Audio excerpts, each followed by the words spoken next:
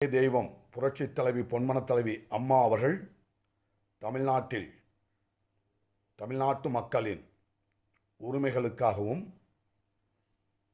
அவர்களுடைய தேவைகளுக்காகவும் அற்புதமான சட்டங்களையும் திட்டங்களையும் தீட்டி தந்தவர்.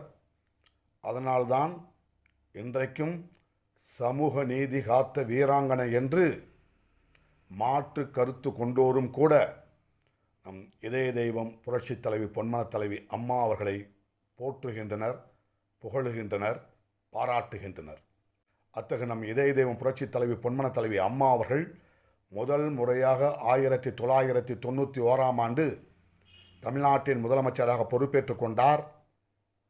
அப்படி இதய தெய்வம் புரட்சித் தலைவி அம்மா அவர்கள் முதல் முறையாக எந்த திட்டத்திற்கு கையெழுத்து போட்டார், ஏன் கையெழுத்து போட்டார் என்பது குறித்து இந்த காணொளியில்